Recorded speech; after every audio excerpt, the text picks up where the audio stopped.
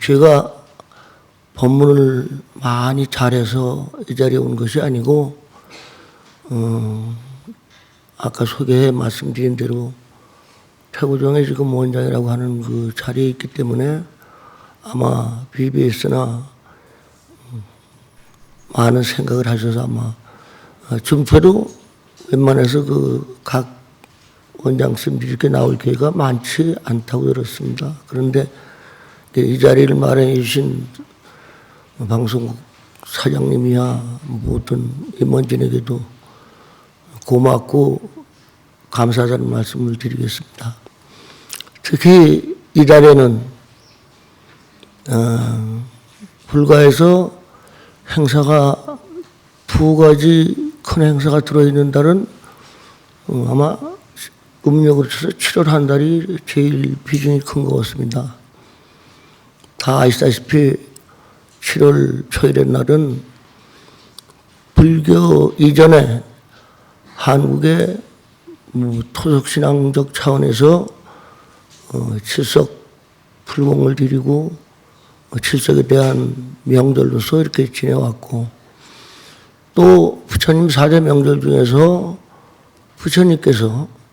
부처님께서 직접 제자의 목련전자의 그 청도 있고 해서 제정하신 그 백종이라고 하는 그런 행사가 지금 두 개가 이렇게 겹쳐 있습니다. 그래서 제가 무슨 큰 공부는 못했습니다만 노상 다 하던 말씀이니까 이왕 7월이니 그 두 가지 말씀을 좀 하겠다고 이렇게 방송국에다 말씀을 했더니 괜찮겠다고 말씀을 해서 주로 그 말씀을 이제 할 예정입니다.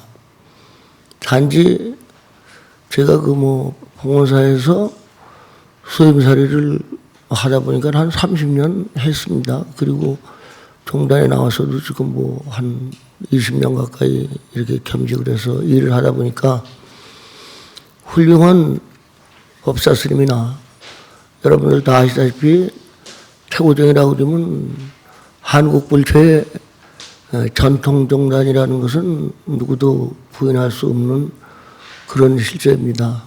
왜냐하면 대한민국의 중요무형문화재에서 1973년에 11월에 대한민국 중요무형문화재 50%로 이제 지정이 되어 있고, 지난 2009년 9월 30일 날 아랍에미리트의 아부다비라고 하는 데서 세계 문화유산으로 이렇게 등재가 되어 있습니다.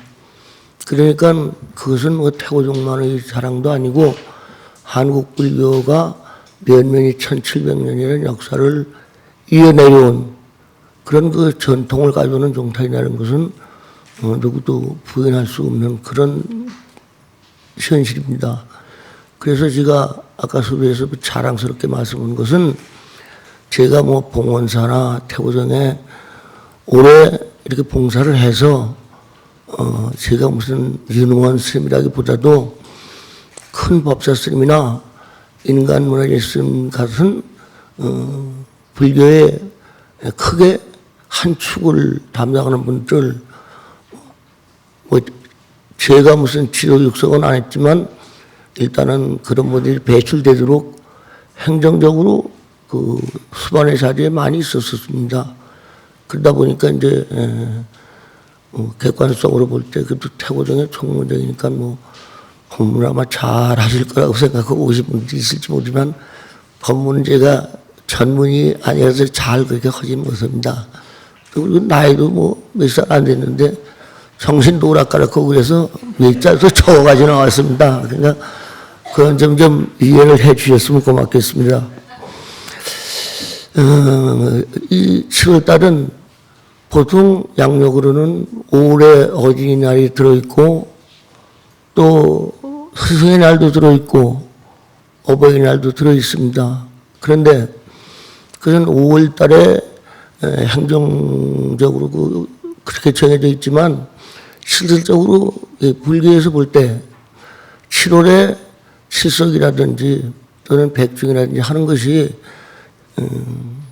어린이날은 우린 지속적인 편에다 갖다 놓고 싶고, 또 어버이날이나 스승의 날은 백중의 그 근본 바탕이 뭐 우리 정자에 보면 7대 부모까지 이렇게 선망부모를 천도하는 그런 그 장엄한 날이라고 이렇게 말씀하기 때문에 실질적으로 그 7월이 어린이날이자 또 어버이날이자 또 스승의 날이 이렇게 겹쳐 있다고 생각을 합니다. 그래서 비중이 아무래도 불가에서는 그 백중 쪽이 크기 때문에 백중에 대한 말씀을 조금 잠깐 드리겠습니다. 그런데 뭐 저 아닌 어떤 스님도 대한민국에 계신 스님은 백중에 대해서는 많이들 아세요. 부상장자와 청제부의 말씀, 목련자의 출가의 말씀. 그러다 보니까 제가 늘 하던 말씀 외에 좀 말솜씨가 없어서 전에 내려오는 말씀을 이렇게 좀 응용을 해서 말씀을 하려고 합니다. 그러니까 그 좀 이해하시고 들어주시기 바랍니다. 예전에 어느 마을에 가사는 넉넉지 않았지만 아들 하나를 두고 아주 재밌게 사는 젊은 부부가 있었습니다. 그런데 어느 날인가부터 그 집안에 그늘이 져지기 시작했습니다. 왜냐하면 그의 가뭄이 들어서 관가에서 양곡을 양곡을 이렇게 구워 먹으면 날짜를 적으면 이제 그 해에 가서 갚아야 되는데 그때나 지금이나 같은 풍속인지 모르겠습니다만은 한 1년 되면 가다 갚아야 됩니다. 갚아야 되는데 연이어 흉년이 들어서 그걸 갚을 길이 없어서 두 부부가 이제 걱정을 하는 겁니다.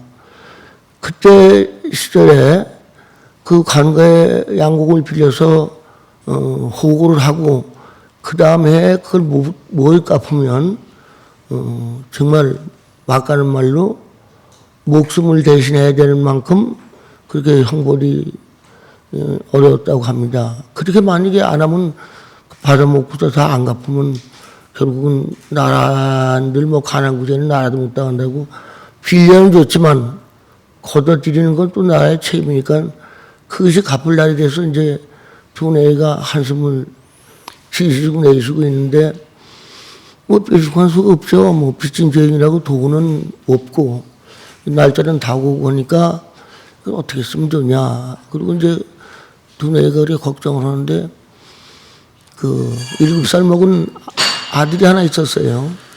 그래서 그 아들이 무슨 걱정이 있는데 그렇게 걱정을 하냐고 그러니까 부모가 생각할 때 7살 먹은 애가 뭘 묻는 것 자체도 싱겁고 또 거기다 답변을 해준다는 것도 더 싱겁고 그래서 너는 알 게 없다고 얘기를 합니다. 그랬더니 계속 zul르는 겁니다. 그러니까 한편 또 생각해 보니까 아버지가 관가에 가서 빌린 양옥을 못 내면 뭐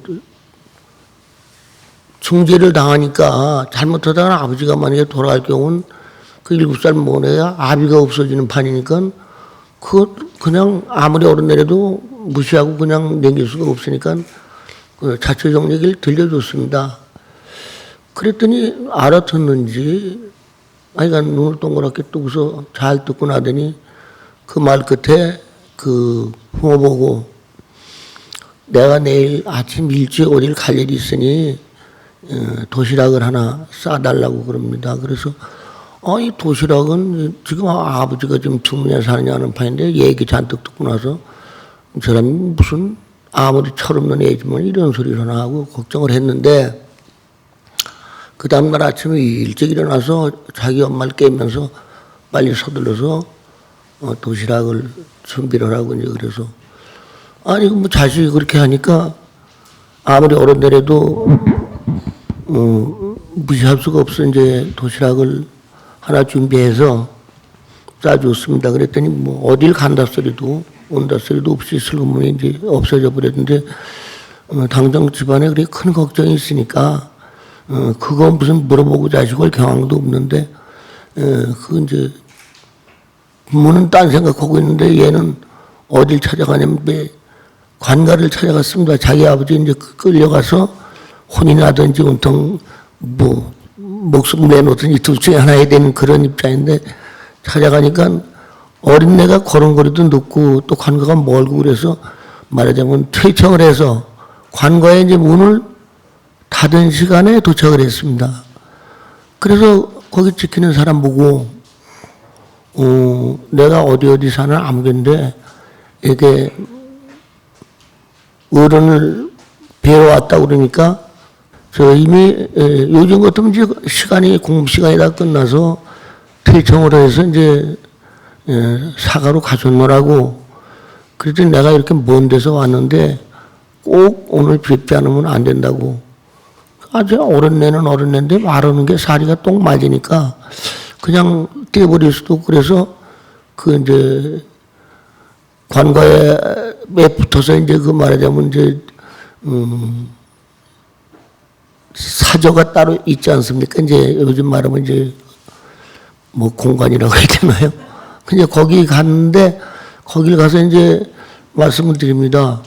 이렇게 저 어린 아이인데 와서 말하자면 현감을 지금 뵈려고 그러는데 시간이 돼서 가라고 그랬더니 가지 않고 꼭 보고 가야 된다고 그래서 이렇게 데리고 왔노라고. 그러니까 현감도 무슨 생각에 어른이 와서 그랬다면 이놈의 시간도 모르고 뭐 공간에 와서 무슨 그런 소리 하느냐고 그럴 텐데 이건 아주 어린 애가 왔으니까 좀 이상해서 들어와서 얘기를 좀 해보라고 그랬더니 이제 걔가 들어와서 그간의 사정 얘기를 다 합니다. 우리 집이 어디 사는 아무개 아버지 이름은 아무개고 저는 아무개인데 그 작년에 양곡을 이렇게 빌려서 저희가 먹었는데 올해 지금 갚을 시한이 됐는데 어머니 아버지가 밤잠 못 자고 그렇게 걱정을 하셔서 제가 현감님을 이렇게 뵈러 왔습니다. 그러니까 시간을 좀 연장을 해 주시든지 제 사정을 좀 들어주시지 않으면 저희 집이 아주 어려우게 되겠습니다. 그러니까 뭐 아무리 뭐 현감이고 요즘 말로 시장이고 그 어린 사람이 와서 얘기를 하니까 좀 특이하지 않습니까? 그래서 얘기를 듣고 그 사람 어린애가 얘기하는 걸로 봐서 현감이 이제 좀 감흥이 됐습니다. 말씀에 어른네가 이렇게 와서 이렇게 또렷하게 이렇게 얘기를 하는 걸 봐서 그냥 들어주고 싶은 그런 이제 긍정적인 생각이 있는데 그렇다고 해서 뭐 사정한다고 다 관에 양식 안 걸어드리고 봐줄 수는 없는 거 아닙니까? 그래서 정말 자기 마음에 우러나는 것은 그냥 참 들어주고 싶은 마음이지만 그게 아니니까 그 관에 그 지엄은 법을 위반하는 경우는 어쩔 수 없이 처벌을 할 수밖에 없다. 그러나 지금 네가 이 밤에 와서 이런 얘기를 하니까 내가 참작은 할 테니 돌아가라고 그러면 나 혼자 하는 게 아니고 역시 우리도 의논을 해서 이제 이렇게 선처하겠노라고 그래서 이제 돌아가라고 그러니까 한술 더 떠서 제가 현어머님을 뵙고 가는데 10분육을 좀 주시면 제가 글을 한 수 지어놓고 가겠습니다. 뭐 7살 먹은 애가 무슨 글을 줍니까? 아무리 뭐 똑똑하잖아 똑똑이라도. 그래서 그 뭐 얘기도 다 들어보고 좀 마음이 긍정적인 방향으로 갔으니까 집중을 내줬더니 거기다 이제 글을 네자 이렇게 해가지고 글을 이제 썼습니다. 써서 변감한테 바치는데 그 내용이 어떻게 썼냐면 난 살인난 어렵고 어려운 것이 사람을 죽이는 어려움이요. 두 번째, 유아 7세 무분한 어린 죄가 7살인데 아비가 얻게 되니 어렵습니다. 세 번째, 난지 난중 난난난 하원이 어렵고 어려운 가운데 정작 어려운 것은 오모 청춘 과부난, 제 애미가 아직 청춘인데 과부됨이 정말 어렵습니다. 그러니까 네 줄에 하나는 사람을 목숨을 끊기가 제일 어려운 것은 현감 입장을 말씀한 거고, 두 번째는 제가 이제 7살밖에 안 됐는데 아비가 없는 홀로 자식이 되니까 그게 또한 어렵지 않습니까? 끄트머리 결국에 가서 자기 어머니가 청춘에 과부가 되니 이게 얼마나 어려운 일입니까? 하는 글을 썼어요. 그러니까 뭐 요즘 말로 하면 신동이죠. 그렇죠? 뭐 7살이라는 게 진행이라는 게 그 뭐 서로 한계가 있는 거죠.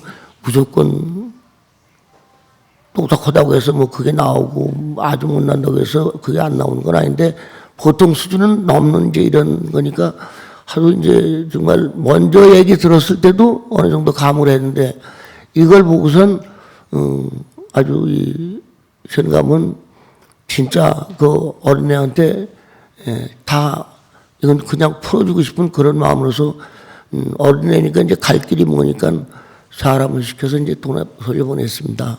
돌려보내고 그 다음날 이제 판결을 해야 되지 않습니까?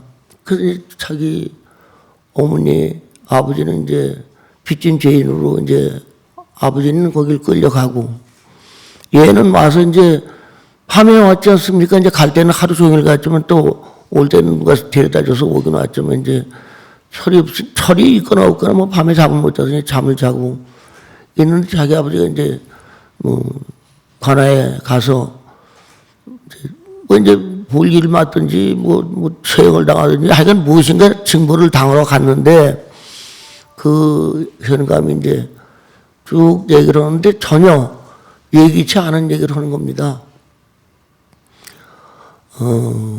국법은 지엄해서 진 것은 꼭 갚아야 되지 감해줄 수는 없다. 단지 너희 어린 아들이 와서 사정하는 얘기를 들어보니까 현감인 내가 대신 갚아줄 테니 네가 다시 형편이 돌아갈 때 갚아도 되는 것이다. 그러니까 뭐 죽든지 볼일 맞든지 그거는 면하지 않았습니까?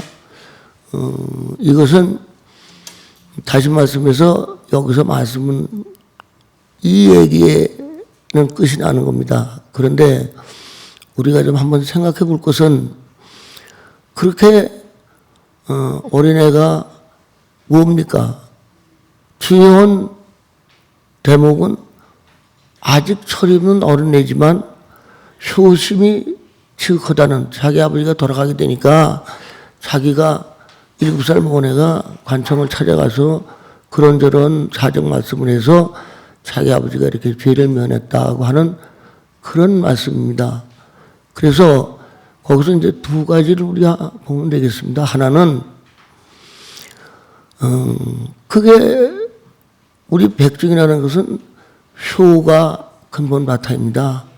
그게 어린애가 부모에 대한 효에 대한 향심이 자기 아버지를 죽을 수밖에 없었는데 이렇게 살려놨다는 그 효가 하나 있고, 두 번째는 지금 금생에 나와서 큰 복을 짓지 못해서 어려움에 처해 있지만 그래도 착하게 살아서 그런 훌륭한 아들을 뒀기 때문에 그 전생에 우리가 전생은 보지 않았지만 그렇게 훌륭한 아들이 나왔다는 건 그냥 하늘에서 뚝 떨어진 게 아니라 부처님 말씀에 모든 것이 인과 응보라고 그러지 않습니까? 전생은 금생을 보면 알고 금생은 내 생을 어떻게 할 것이냐 지금 네가 하고 있는 짓이 바로 그거다고 하는 것이 부처님의 말씀이라 제가 이제 그 말씀은 거기서 이렇게 종교를 짓고 한 가지 이제 더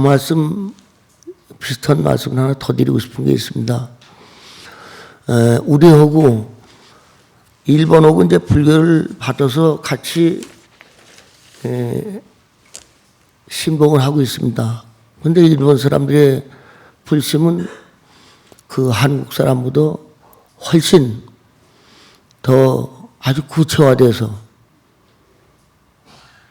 신심이 강하고 또 매일 생활화되어 있습니다, 불교에. 그래서 여러분들이 일본에 많이 가셔서 보시겠지만 두 가지를 보시면 알 수가 있습니다. 하나는 큰 사원에 큰 절이 많죠, 일본에. 사람은 조그만데 절은 크게 많이 잘 졌습니다. 큰 절에 우리 같은 무슨 통도사요, 무슨 불국사요, 보모사요, 뭐 이렇게 우리도 우리 나라만의 유명 사찰이 있듯이 일본에는 훨씬 더 큰 사찰이 많습니다. 물론 땅도 인구도 우리도 많지만. 그런데 거기서 보면 큰 절에 부처님만 모신 게 아니고 천조 대신이라고 다 그네들이 숭앙하는 국조, 우리 같으면 단군 할아버지를 일컬는 겁니다. 우리는 사실 그 단군 할아버지가 개국을 하셨다고 하는 그것을 누가 부정을 하지 않지만 그렇게 숭상하는 경향은 좀 적습니다. 그런데 일본 사람들은 그 어른을 그렇게 숭상해서 국조를 받들고 있으면서 또 한 군데는 이제 부처님을 또 모신단 말이죠. 그래서 그 사람들의 생각은 일본 사람들의 생각은 어떤 생각이냐. 신불이 여일하다. 신과 불이 같은, 우리말로 쉽게 표현해 같은 급이다 그럽니다. 신이 불화해서 우리가 불교에서 1100억 하신 서가모니 불이라고 그 불이라고 하는데 하지 않습니까? 신이 화연을 자기를 돕는다. 그것을 잠깐 곁들여서 드리고 싶은 말씀은 서기 12세기경에 몽골이라고 있지 않습니까? 몽골. 지금 몽골 인구가 제가 몽골을 서너 차례 가다 보니까 인구가 한 400만 된다고 그러더라고요. 중국 지금 인구는 공식적으로는 그 15억이라고 안 그러지만 15억이 넘는 만큼 지금 살고 있습니다. 그런데 12세기경에 원나라고 하는 나라가 있습니다.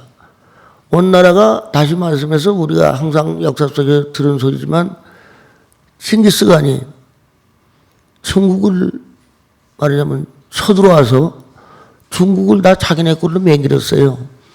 맹길어가지고 나라 이름을 우뚜먼자 원나라라고 했습니다. 그런데 우리가 중국 역사와 회를 같이 합니다. 회. 중국이 한 5,000년 역사고 우리도 한 5,000년 역사인데 그 큰 나라 옆에 있다 보니까 옛날에 우리나라 말에 큰 사람 밑에 있다간 덕을 보이지만 큰 나무 밑에는 배락을 만든다는 식으로 큰 나라가 옆에 있으면 항상 조그만 나라는 시달리게 돼 있죠. 그렇게 나오면서 그래도 요즘 여러분들이 MBC에서 드라마 하는 무신이라고 하는 걸 들어보시겠지만 그 무신이 벌어질 때가 지금 얘기하는 원나라가 우리나라를 쳐들어와서 우리나라가 이제 도망간 게 어디로 갔냐면 그 드라마에도 그렇게 나오죠. 드라마라는 게 역사극은 거짓말 할 수 없으니까 강화로 다 피난을 갑니다. 강화. 몽골이라는 나라는 내륙국이 돼서 바다가 없어요. 빙빙 돌아도. 바다가 없다는 건 조선 기술도 없고 배 mainten기는 기술도 없고 배를 잘 짓는 사람도 없는 겁니다. 그러다 보니까 세계를 제패할 때 그 사람들의 힘은 말에서 나왔으면 말. 지금도 말을 많이 기르고 있지만 그 말을 타고 다니까 옛날에 전쟁으로 봐서는 그게 뭐냐면 요즘 말로 치면 뭐 탱크 정도 되는 겁니다. 그거 많은 사람들이 이기는 거죠. 그거 잘 타는 사람들이. 그런데 물에는 취약합니다. 배를 맹이는 기술도 없고, 그러다 보니까 이제 드라마에서 보셨듯이 강화는 지금은 연육계가 돼서 다리를 놨지만 그때는 그런 게 없었어요. 그러니까 거길 못 건너가는 겁니다. 그렇게 여러 해를 버텼습니다. 그래서 올해 왜 무신을 하느냐고 물어봤더니 다시 말씀해서 우리 해인사에 있는 그 대장경을 헌 지가 지금 1000년째 된 해랍니다, 지금. 그걸 기념해서 그 무신을 한다고 하는데, 제가 지금 말씀드린 부분은 어느 부분이냐면, 그래서 그때 어느 나라에서 우리나라를 쳐들어와서 지배할 때는 2조 때나 그 이전에 신라 삼국시대 같은 데는 무슨 임금님 앞에는 뭘 놉니까? 조자 아니면 마르족자를 놉니다. 하레비 조자 아니면 마르족 뭐 이태조 무슨 그리고 왕건태조 뭐 이렇게 나가는데, 그때는 중국이 한국을 자기네 속국 왕이라고 봐서 충해왕, 충서왕, 그러니까 왕으로 불렀지 무슨 정조, 무슨 태조 이게 가당이 안 되는 겁니다. 그러니까 나중에 결국은 그 강화에서 버티는 것도 한계가 있죠. 결국은 이제 다 함락이 됩니다. 그래가지고는 유럽까지 갔는데 이 일본이라는 나라가 금이 많다고 소문이 나서 아마 철 같은 거 이렇게 재놓고 그랬는데 뭐 금을 많이 실었든지 이제 헛소문 나듯이 거기 그 나라를 가면 금이 많다고 이제 해서, 그럼 뭐 유럽의 그 지금 말하는 강대국들도 다 말 타고 가서 점령을 했는데 뭐 바다를 점령을 내니까 좀 힘드니까 우리나라에다 대고 이제 요청을 합니다. 우리나라 왕이 중국에 말하자면 그 길 안내하는 뭐 쉽게 해서 좋은 말로 사령관이라고 붙여가지고 쳐들어가는데, 옛날에 전쟁을 하려면 지금도 마찬가지였으면 양식을 맹글어 가지고 가야 되지만 군량미를 가져가야 되잖아요. 그러다 보니까 일찌감치 배를 다 비해서 곡식을 맹글어 가지고 그냥 추석 전후 되겠죠. 우리나라 기후로 봐서. 그래가지고 쳐들어갔는데 배를 뭐 수천 척을 맹글어 가지고 이제 뭐 바다가 까맣게 들어갔는데 가다가 태풍을 만납니다. 그래서 일본 땅에 도착도 못 해보고 일본군하고 싸워도 못 보고 그냥 다 바다에 수장을 다 지내고 말죠. 그래서 일본 사람들이 그때 그 형상을 휘신신자 바람풍자 가미가제, 귀신이 바람을 불어와서 우리를 도와서 다 망했는데, 한 번만 했으면은 그래도 그 얘기가 좀 일본 사람들이 잘못했다고 하더니 다시 시도합니다, 어느 나라에서. 근데 두 번 다 그런 형상이 됩니다. 언제든지 칠적에서 백중에서 추석 그 사이에 이 태풍이 시작하는 확률이 많습니다, 여기가. 그래서 그때 기상에 대한 걸 일이 예보할 수 없으니까 두 번을 가서 그렇게 되니까, 그래서 나중에 여러분들이 지금 연세 많으신 분들은 보셨겠지만 제2차 대전의 마지막에 일본에서 맹기는 비행기가 이름이 카미가제입니다. 나무로 비행기를 맹길어서 기름도 미국 배에 가서 떨어져 죽으라고 오는 기름은 안 넣고 가는 것만 넣어서 준 게 그게 카미가제입니다. 그러니까 귀신 진짜 말하면 그때 우리를 그 큰 세계를 다 제패하다시피 하는, 그런데도 우리가 그 도움을 받아서 그렇게 안 했으니까 이 비행기 이름을 명명해서 신풍이라고 이제, 그래 그 일본 말로 이제 카미가제라고 해서 했는데, 그래서 그 옛날에는 그게 약발이 들었는데 나중에 뭐 미군한테는 진짜 비행기가 그냥 까맣게 떠오르는데 나무떼기 비행기 가지고 가서 뭐 그것도 제대로 해야 배가 떨어지지, 그 배에 떨어지는 게 쉽습니까? 그래서 사람만 다 죽은 겁니다. 그런데 지금 그 말씀을 왜 드리냐면 일본 사람들은 그렇게 신이 불이 되고 불이 신이 돼서 자기를 돕는다고 해서 법당에도 신도 모시고 부처님도 모시고 자기 집에다가도 천자대신도 모시고 또 부처님도 모시고 그리고 자기네 조상도 또 거기다 다 모셔요. 그러니까 항상 아침에 일어나서 나갈 때 저러고 잘 댕겨오겠습니다. 또 댕겨와서 잘 댕겨왔습니다. 그럼 완전히 생활불교가 됐죠.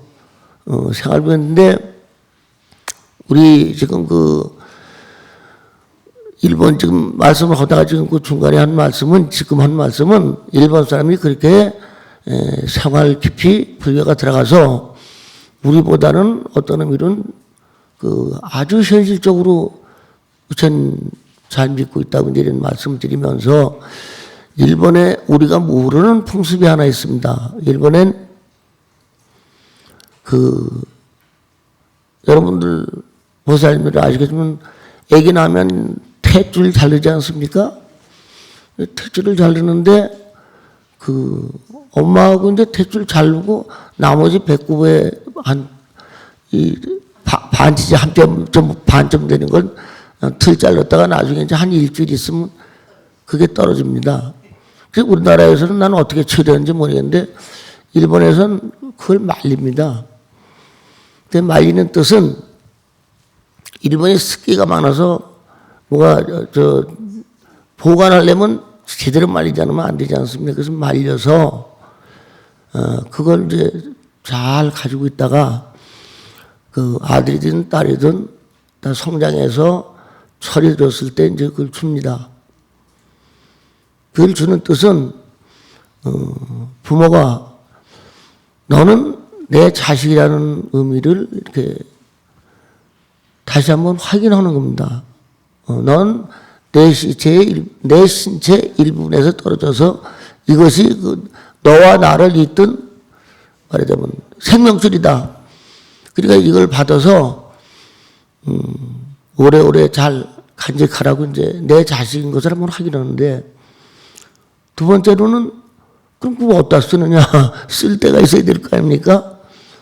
그 어머니가 이제 돌아가셨을 때 그 어머니한테 받은 그 곽을 우리 같으면 이제 염습할 때 그 관에다 넣어드립니다. 그 넣어드리는 뜻은 어머니가 이렇게 10달 동안 고생해서 날 낳아주셔서 지금 이제 사람이 된 것은 어머니의 그 은공을 제가 잊지 않고 잘 간직을 했다가 이제 어머니가 이 세상을 하직하고 가시니까 그것을 다시 돌려드립니다. 앞으로 어머님 사흘에도 제가 그 어머님 공을 잊지 않겠습니다 하는 이제 그런 뜻에서 이렇게 이제 넣는다고 합니다. 그러면 이 세상에 나와서 죄 안 짓는 사람은 하나도 없습니다. 많고 적고 차이는 있지만 죄 안 짓고 사는 사람이 몇이나 되겠습니까? 그런데 그걸 이제 우리 불교적인 말씀을 하면 돌아가면 어디로 갑니까? 이제 염라대왕한테 가는 거죠. 가면 거기 가서 이제 그걸 끓여놓는다고 합니다. 그것은 뭐냐? 두 가지 의미가 있습니다. 하나는 애를 하나 낳아서 기른다는 것이 그 공력이 이 세상에서 웬만큼 죄를 진 것은 속해준다, 아니면 제해준다, 말하자면 그런 뜻입니다. 그래서 그걸 우리나라는 그런 풍속 없지 않습니까? 그러니까 이제 이 불교를 생활해서 믿다 보니까 그것이 말하자면 이 지은 보은을 갚고 확인하고 그런 것이 어떻게 좋은 의미가 담겨져 있는 것 같지 않습니까? 그런데 우리 백종을 우리나라에서는 백종이라고 그러거든요. 백종. 네. 그럼 백종이 무슨 말씀이냐면 100가지 종자라고 하는 씨종자. 그러니까 100가지 과일을 거둬들일 수 있다 그런 뜻입니다. 근데 그러면 우리나라는 솔직히 100 중에 과일 다 완전히 감이고 뭐 다 거둬들일 수 없습니다. 그런데 이 100종이 제정된 것은 부처님의 그 말하자면 제 생전에 계실 때 정하신 겁니다.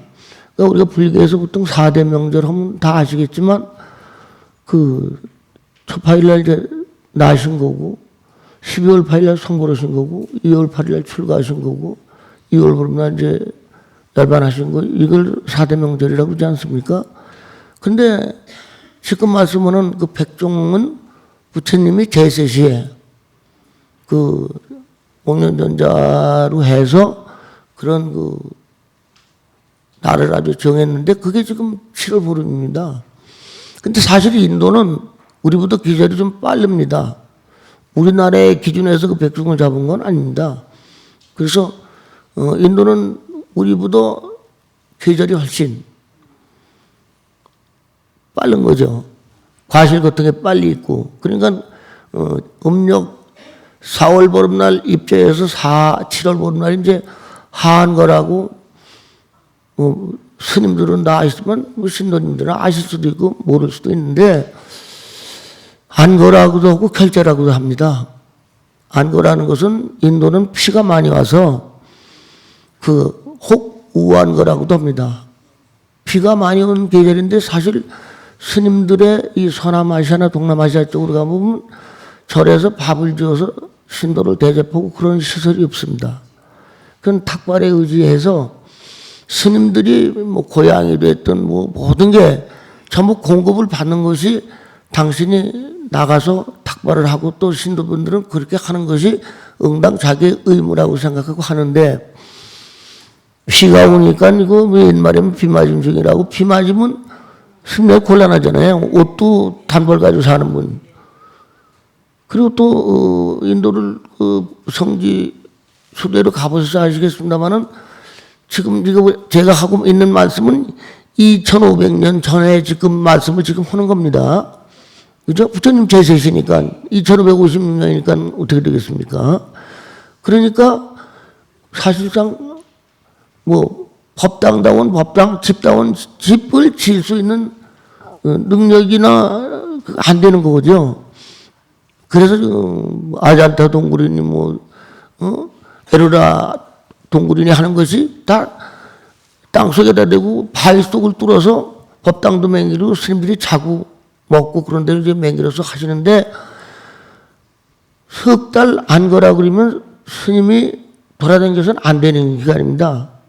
그냥 한문으로 보면 편안한 자 거주할 것자니 편안히 앉아 계시라고 하는 건데 그 편안히만 앉아 계시라고 해서 안 그러는 게 아니라 묶을게자 제도제자 마음과 육신을 묶어서 상고보리의 하화중생 말하자면 염불하고 정진하라는 거지 그냥 가만히 앉아 있으라는 건 아니거든요.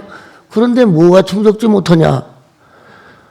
탁발을 못하니까 갖다 줘야 되는 겁니다. 이제 갖다 줘야 돼. 그러니까 그게 자기 집 앞에서 드리는 거하고 가지고 지금 그 절을 찾아가는 거하고 좀 차이가 있죠. 그렇기 때문에 제대로 말하자면 요즘 말로 치면 잡수는 게 제대로 공급이 안 돼. 또 입는 것도 비 맞으면 안 되고 하니까 우리가 앉아 계신 건데 그래서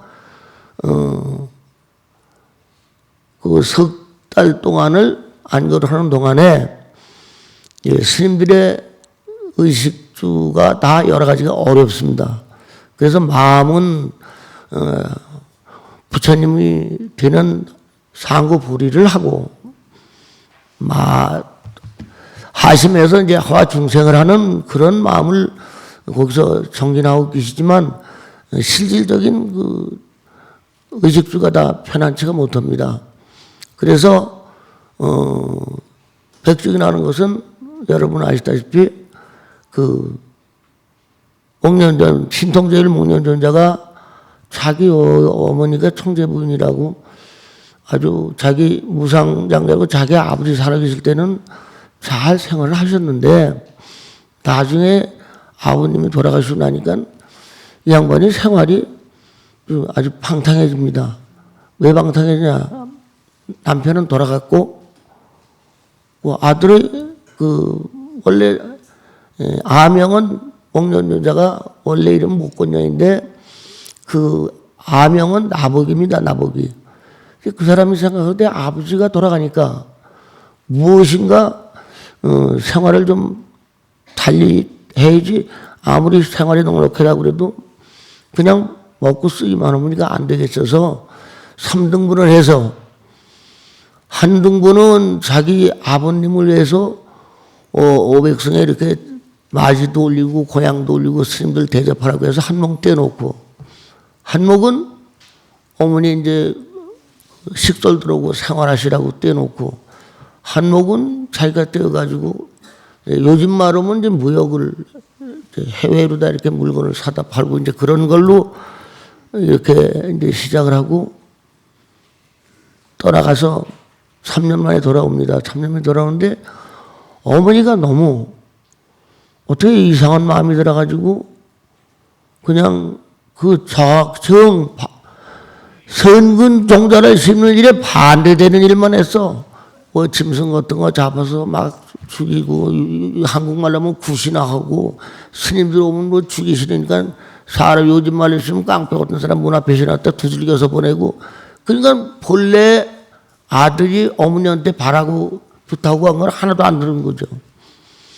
그래서 3년 만에 이제 돈을 벌어가지고 와서 도착을 했다고 집에다 연락을 하니까 이제 아중을 나온다고 자기네가 올 때까지 오지 말라고 그래서 이제 어느 지점을 정해서 거기서 기다리고 있는데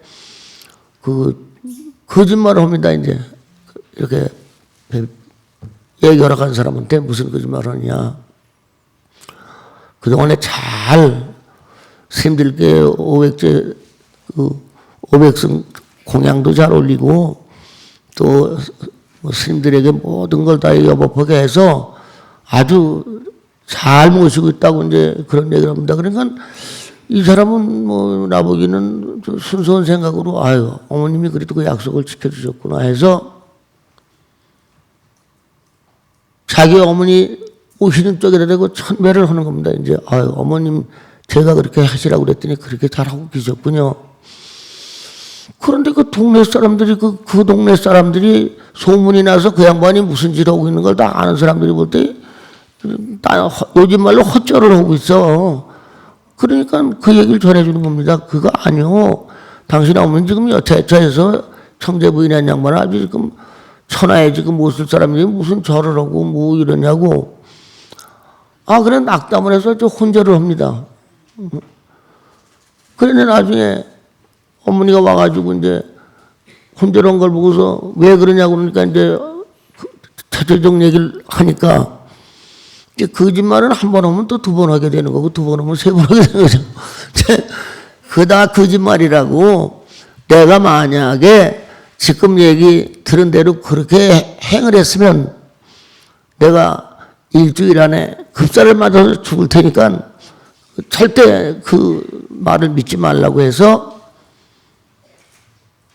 이제 지인가 미인가하고 집으로 온 겁니다. 왔는데 진짜 일주일 만에 그냥 급사를 해서 돌아가세요. 그래서 이제 여러분들이 다 들으신 말씀이겠습니다만은 자기 어머니 3년상을 가서 묘소에 가서 독경을 하고 옛날에는 시제라고 그래서 우리나라도 심학이라고 그래서 거기 가서 3년씩 이제 했지만 그걸 살고 나서 이제 인생에 본래 이 목련전자가 그냥 종교를 안 믿던 사람이 아닙니다. 원래 바라문교라고 본래 인도에 있던 재래 종교를 믿던 사람인데 부처님 계신 기산구사라고 그런 데로 찾아가서 이제 출가합니다. 출가해가지고 이제 여러분들이 들으신 말씀 그대로 신통제일 6년자니까 자기가 이제 간을 해봅니다. 아버지는 어디가 계신가? 그랬더니 아버지는 도리천국에 가 계신데, 그럼 어머니는 또 어디가 계신가 하고 보니까 자기가 말한 대로 무관 대아비지옥에 가서 뭐 그냥 불르다가 혼이 나는데 가서 계신 거야. 그러니까 야, 내가 이거 스님이 된 것은 많은 중생을 제도하고자 해서 했는데 내 어머니도 제도를 못해서 지금 이런 형국을 당하고 있으니 내가 이게 무슨 한 보람이 뭐냐. 그래서 부처님께 이제 말씀을 드립니다. 그런저런 말씀을 드리니까 부처님이 이제 답을 하시길, 내가 정각을 이뤘다고 해도 네가 말하자면 정진을 잘해서 신통을 구사한다고 해도 그것은 어머니 지금 죄를 사할 수 있는 그런 것이 되질 않는다. 당신이 그의 마음을 떠나 그 업장을 누가 대신할 수가 있느냐. 그리고 또 그걸 대신할 수 있다면 이 세상에 죄 아닐 사람이 어딨냐. 그러니까 이것은 7월 보름날은 아까 제가 말씀하다 말했습니다마는 4월 보름부터 7월 석 달 동안은 의식주가 곤궁에 스님들이 가서 이렇게 탁발을 받던 걸 와서 하려니까 아무래도 뭐 사람이 하는 행위가 쫓아가서 드린다는 게 쉽지가 않지 않습니까? 그래 스님들이나 거기 같이 수행하는 분들이 다 말하자면 곤궁어죠. 그러니까 7월 보름날 그 해제일이니까 해제일날 그 불보산 과거 부처님들한테는 공양을 올리고 또 살아계신 스님들한테는 그걸 베풀어서 그 공덕으로 해서 그 죄를 면할 수 있지 다른 길은 없다. 그러니까 안 따라갈 수가 없지 않습니까? 그래서 원래 또 재산도 좀 있고 또 자기가 뭐 이제 출가했으니까 뭐 재산이 뭐에 필요하겠습니까? 그래서 자기 힘을 다 기울여서 이제 백중날 천도를 한 거 아니겠습니까?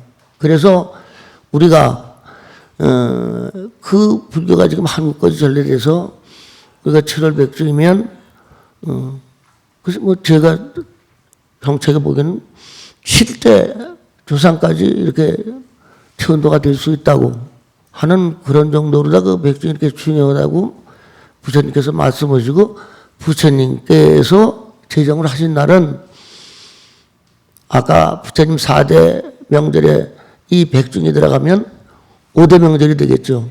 그렇습죠?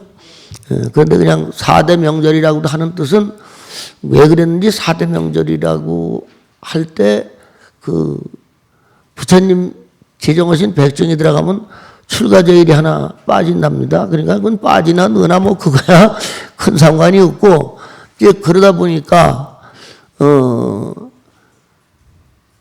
석 달 동안에 계신 동안에 사람이기 때문에 또 거기서 정진하는 동안에도 뭐 어떤 업을 짓게 됩니다. 만약에 우리가 지금 오늘 얼마나 모이셨는지 모르지만 이 대중이 함께 석 달을 지낸다고 하면 다 성품이 다르고 생활이 다르다 보니까 생각하는 것도 다르거든요. 그래서 그때 해제하는 날 자자일이라고 자자일 한문으로 쓰면 스스로 자자 나하고 방자할 자자인데 그 말이 거기 맞는지 모르겠습니다. 자자일이라는 건 그 석 달 동안에 진 업을 솔직히 얘기를 해서 거기서 말하자면 이제 다시 푸는 겁니다. 석 달을 결절해가지고 좋은 상구보리 하중생 하면서 7월 보름날 7대 조상까지 천도를 하면서 뭐 부모뿐이 아니라 날 가르쳐 주신 스승까지 일가 권속까지 다 하는데 여기서 또 석 달 동안의 그 지인 업장은 스스로 자기네들이 얘기를 해서 그걸 이제 자제해서 그 보통 불교적인 말씀은 불환해일, 승자자일. 부처님은 그렇게 많은 중생이 스스로 결제를 끝나고 자기가 또 잘못한 걸 이렇게 내서 그걸 스스로 푼다고 해서 승자자일. 스님들은 또 잘못이 그 석 달 동안에 진 게 있으면 다 풀어서 말하자면 이제 사하게 하는 겁니다. 그래서 그 자제라고 하는 뜻은, 자자라고 하는 뜻은 다시 말씀해서 공덕의 키질이라고 하죠. 공덕의 키질. 석 달 동안에 한 공덕이 키질을 해서 진짜 알맹이만 가지고 우기려는 아까 말씀대로 상사 선망부모를 빗대서 스승이 천도되도록 자기 공덕을 쓰는 것이고, 또 아래로는 자기 자신이 가까운 이웃에게도 그런 공덕을 하는 것은 이타자리. 자기는 그 이익을 말하자면 갖지 않고 다 이렇게 공덕으로 푼다고 하는 그런 뜻입니다. 그래서 여러분들이 지금 한 말씀은 대충 다 절에를 나가시고 그러니까 이제 들으시고 아시겠지만, 제가 지금 그 비유를 두 가지 든 말씀은, 하나는 아까 그 7세 소녀 효를 보여주는 일이고, 두 번째는 아까 일본 얘기를 하다가 이제 일본에 그 탯줄을 끊어 놨다가 어머니 이제 관에 다시 넣는 그 두 가지를 좀 비유해서 말씀드린 것은, 이것은 그렇게 우리나라에서는 뭐 흔쾌 하는 말이 아니기 때문에 이왕 제가 여기 뭐 백중에 대한 말씀을 이렇게 하게 되니까 그런 것이 백중의 중요한 골자다. 그런 뜻에서 얼른 알아듣기 쉽게 좀 말씀을 풀이해서 한다는 게 그렇게 말씀을 드렸습니다. 그렇게 말씀을 하다 보니까 거진 시간이 다 됐는데, 사실은 그 칠석에 대해서는 여러분들 다 아시겠습니다만은, 우리가 어려서 자랄 때 보면 아마 장독대가 되게 깨끗했던가 보죠. 장독대에 정화수를 떠놓고 할머니나 어머니가 자식을 위해서 빌죠. 그게 어디다 내고 비느냐면, 여러분들이 요즘은 하도 공해가 많아서 하늘에 별도 잘 안 보입니다. 하도 조명도 많고 옛날에는 보면 북두칠성이 아주 물뜨는 국자같이 선명하죠. 그 옆에 또 반짝반짝하는 북극성입니다. 그러니까 우리나라에 불교가 들어온 지가 지금 1700년이 조금 못 됐습니다. 근데 우리나라 역사는 5000년입니다. 그럼 5000년 전에는 아무것도 안 믿었느냐? 믿었죠. 지금 바로 말씀은 칠성님이나 북극성이든 7별 있는 칠성님이든 거기다 대고 뭘 믿었느냐 하면 주로 자손의 명복을 발언하는 그런 였었습니다. 그러니까 이것은 지금 제가 말씀드린 것은 한국의 5000년 역사 속에 가지고 있던 것이지, 부처님 불교가 들어오면서 이 칠성 신앙이 들어온 건 아닙니다. 백중이나 칠석은 살아있는 자손들은 물론 칠성님께 명복을 이렇게 하시지만, 백중은 거기서 끝나는 게 선망 부모, 아까 처음에 말씀했듯이 스승의 날, 어버이날, 어린이날은 아까 칠성으로 제가 계산을 했습니다만은, 그렇게 뜻깊은 7월에 모든 시방 3세에 계신 모든 부처님과 우리가 140년께 아주 간곡히 여러분들이 가진 염원을 청하시고 또 그렇게 말하자면 하시면 부처님이든 칠성님이든 신용님이든 여러분들이 바라는 바를 이렇게 들어줄 수 있습니다. 단지 우리가 얼마나 정말 정성을 다해서 부처님이나 보살님의 그 감흥을 받을 수 있도록 정성을 하느냐 하는 것은 우리들의 몫입니다. 그러니까 오늘 7월이라고 그래서 백승호고 칠석 얘기들 이렇게 국한시키다 보니까 이 말씀 저 말씀 괜히 쓸데없는 말씀까지 많이 한 것 같은데 다음에 또 이런 게가 있으면 다시 한번 좋은 말씀 전하고 오늘은 이걸로서 마치겠습니다. 감사합니다.